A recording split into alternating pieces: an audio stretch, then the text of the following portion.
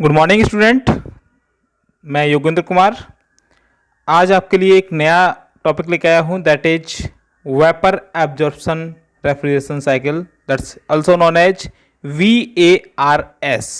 तो हम लोग आज बात करेंगे VARS। इस सिस्टम में क्या होता है, ये थोड़ा सा अपग्रेड किया हुआ है आपका VCRS से।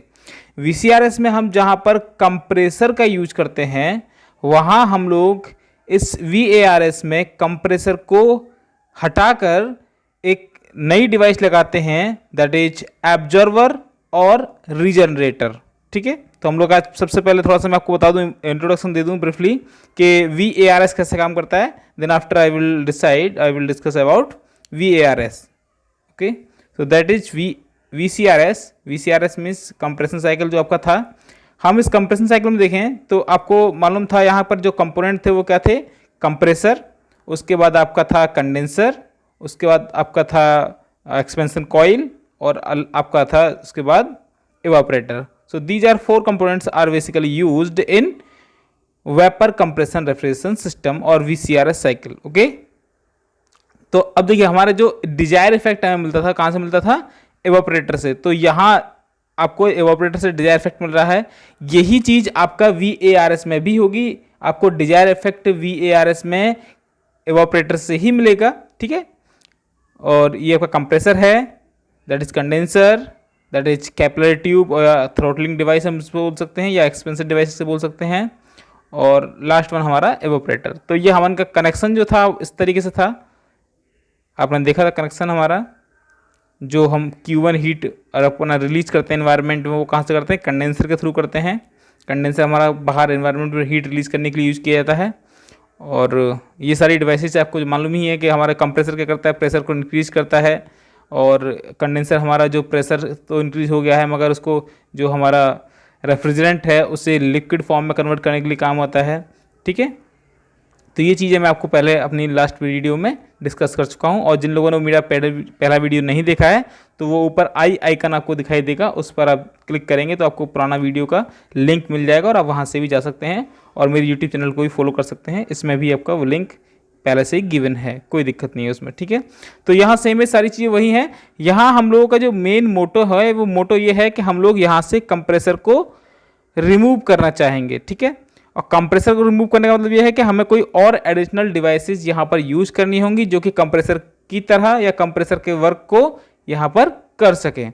तो देखिए हम लोग बात कर रहे हैं अपना VARS की। तो VARS सिस्टम में देखिए जनरली हम जो रेफ्रिजरेंट यहाँ यूज करेंगे that will be ammonia NH3। Okay, and जो आप यहाँ पर कंप्रेसर को रिप्लेस करने की बात कर रहे हो तो कंप्रेसर जो है रिप्लेस किया जाएगा किससे, एब्जॉर्वर से, दूसरा रिजनरेटर से, तीसरा हम यहाँ पर छोटी सी एक पंप लगाएंगे, स्मॉल साइज पंप लगाएंगे यहाँ पर।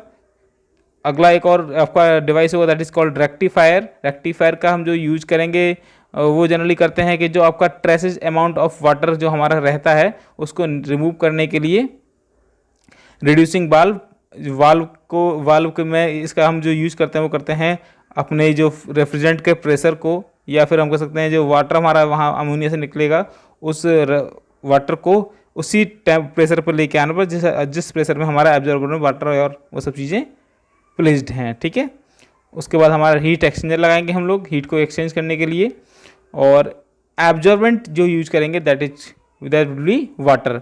तो यहाँ वाटर की और अमोनिया की एक क्वालिटी होती है, जैसे कि देखिए मैं आपको बता दूँ कि यदि हमारा कोई सिस्टम है, यदि मेरा कोई सिस्टम है और उस सिस्टम में मैं क्या कर रहा हूँ, उस सिस्टम में मैं वाटर और अमोनिया दोनों यूज कर रहा हूँ, sorry as a refrigerant use कर रहा हूँ मैं अमोनिया को, एब्जॉर्बेंट यूज कर रहा हूँ मैं वाटर को।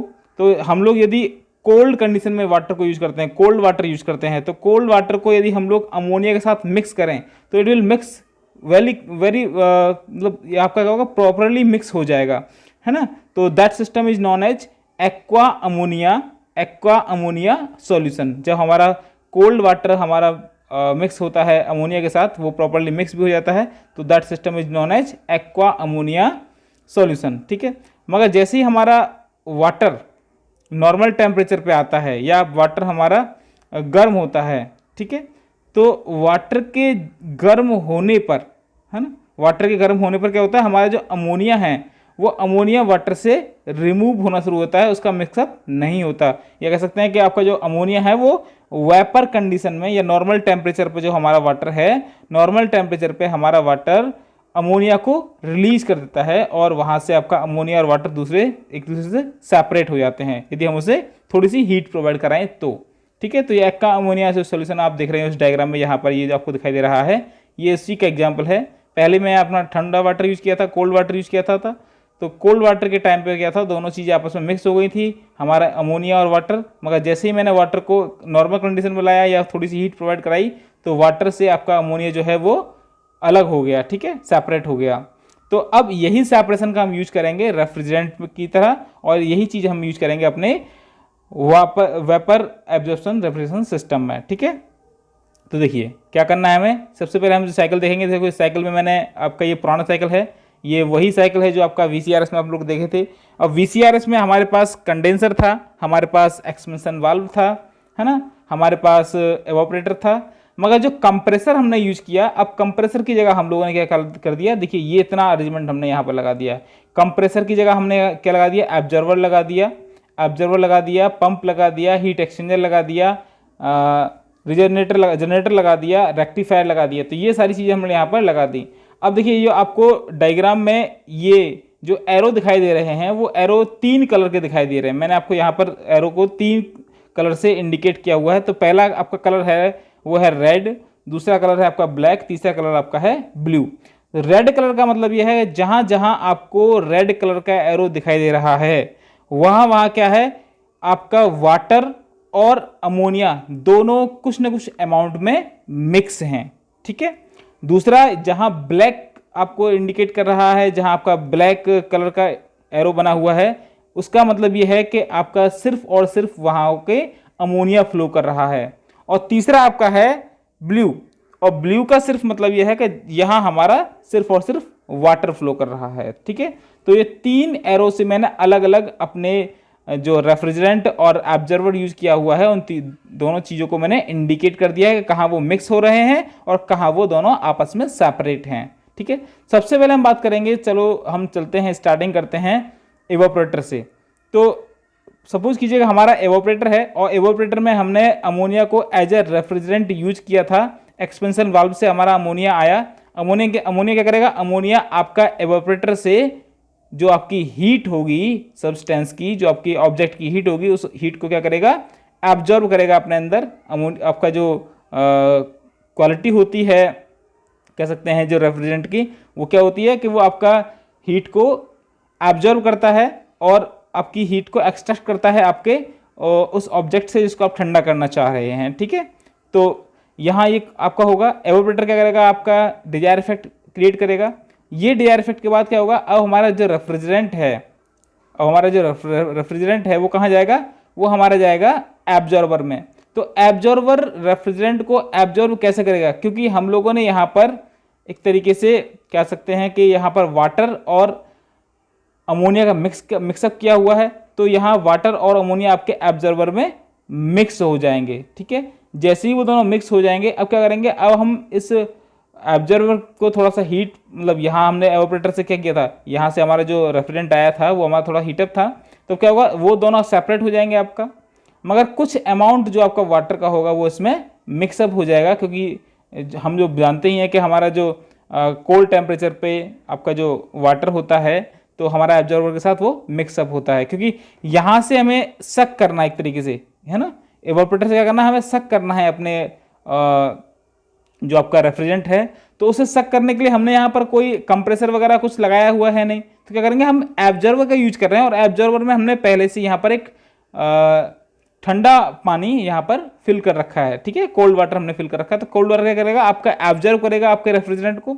एब्जॉर्ब करने के बाद ये दोनों चीज़ें एब्जॉर्बर में मिक्सअप हो जाएंगी। अब दोनों चीज़ें जब मिक्सअप हो जाएंगी, किस तरीके से, जैसे हम लोग यहाँ दिखा रहे थे आपको, सबसे पहले आपको बताया था मैंने कि इस कंडीशन की तरीके से क्या होगा, दोनों आपस में मिक्स हो जाएंगे। तो ये एक्वा अमोनिया सॉल्यूशन आपका बन जाएगा। अब इस एक्वा अमोनिया सॉल्यूशन को हम लोग छोटी सी पंप के थ्रू थोड़ा प्रेशराइज करेंगे और प्रेशराइज करने के बाद इसे फ्लो कराएंगे किसमें, जनरेटर में। ठीक है, तो यहां पर हमारा क्या होगा, थोड़ा सा इसका प्रेशर इंक्रीज होगा। अब प्रेशर जैसे इंक्रीज होगा तो क्या होगा, प्रेशर इंक्रीज करने से आपका जो आपका सिस्टम का सॉल्यूशन था, ये एक्वा अमोनिया सॉल्यूशन जो था आपका, वो सॉल्यूशन आपका कहाँ से पहुंच गया, जनरेटर में पहुंच गया। जनरेटर का काम होता है कि इस सॉल्यूशन को थोड़ा सा हीट प्रोवाइड कराने का, ठीक है। तो हीट कहाँ से प्रोवाइड होगी, या तो हम कोई एक्सटर्नल डिवाइस लगाएं तो हम हीट आपका इसमें दे सकते हैं, या हम क्या करें कि एक सोलर पैनल की हेल्प से सोलर हीटर का यूज करें। और सोलर हीटर क्या करेगा, जनरेटर को, सोलर हीटर क्या करेगा, जनरेटर को हीट प्रोवाइड कराएगा। अब जैसे ही जनरेटर को हीट जाएगी तो क्या होगा, मैंने आपसे बताया था कि जैसे ही हम लोग हीट देंगे तो हीट देने से क्या होगा, आपका हीट देने से क्या होगा, हीट देने से आपका जो अमोनिया और वाटर है वो आपस में दोनों सेपरेट होना शुरू हो जाएंगे। अमोनिया आपका वेपर कंडीशन में आ जाएगा और वाटर आपका लिक्विड में ही रहेगा। इतना ज़्यादा अमाउंट का हम हीट नहीं देंगे जिससे हमारा वाटर भी वेपर में हो जाए, इतना अमाउंट नहीं देना हमें। बहुत कम अमाउंट की हीट पर ही हमारा जो अमोनिया है वो वेपर में कन्वर्ट हो जाता है और वाटर आपका लिक्विड कंडीशन में ही रहता है। तो अब क्या होगा, जो जनरेटर है वो आपका दोनों को सेपरेट आउट करेगा, और मगर इसको सेपरेट आउट करने के बाद हमारा जो वाटर है, इसको वाटर को आगे फ्लो नहीं कराएंगे रेक्टिफायर तक या इसे कंडेंसर तक नहीं ले जाएंगे, ठीक है। तो अब क्या करेंगे, अब इसे क्या करना है, हमें जो आपका अमोनिया था उस अमोनिया को तो आगे पास कर देंगे, क्योंकि जब हम किसी चीज़ का टेम्परेचर बढ़ाते हैं और वो यदि वेपर फॉर्म में कन्वर्ट होता है तो उसमें एक काइनेटिक एनर्जी डेवलप हो जाती है, और दिस काइनेटिक एनर्जी की वजह से क्या होता है, वो आपका आगे फ्लो करना शुरू कर जाता है, ठीक है।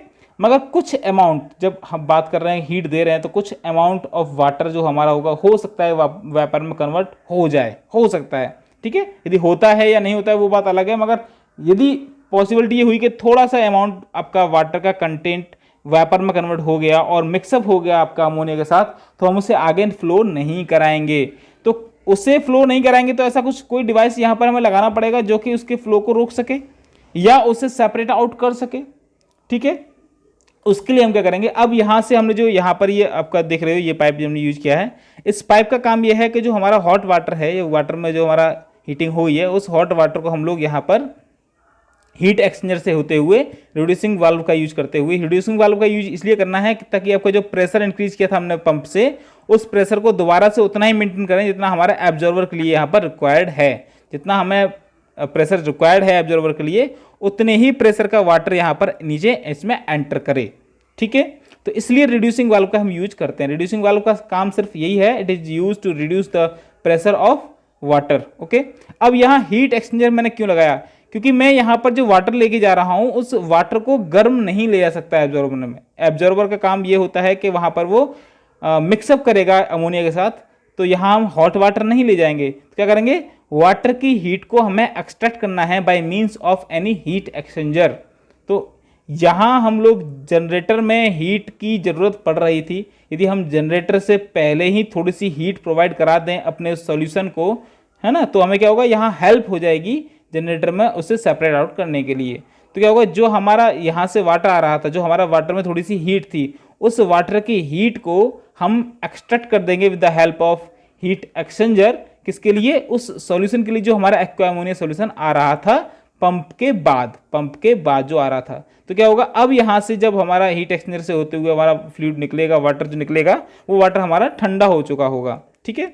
अब इस ठंडे हुए वाटर का मगर प्रेशर ज़्यादा है, तो प्रेशर को रिड्यूस करने के लिए क्या यूज़ किया मैंने, प्रेशर रिड्यूस करने के लिए मैंने यहाँ पर रिड्यूसिंग वाल्व यूज़ कर लिया। अब मेरा नॉर्मल प्रेशर और नॉर्मल टेम्परेचर पे आपका वाटर इन कर जाएगा एब्जॉर्बर में, ठीक है। मगर मैं बात कर रहा था यहाँ पर अपना अमोनिया की, तो अमोनिया जो मैंने पास कराई आगे, तो कुछ अमाउंट ऑफ वाटर हो सकता है, कुछ ट्रेसेस अमाउंट ऑफ वाटर जो आपका होगा, कुछ वाटर ट्रेसेस उसमें क्या होगा, रह जाएंगे, वेपर फॉर्म में रह जाएंगे। तो उन वाटर ट्रेस को या उस वाटर ट्रेसेस को रिमूव करने के लिए हम लोग यहाँ यूज करते हैं रेक्टिफायर का।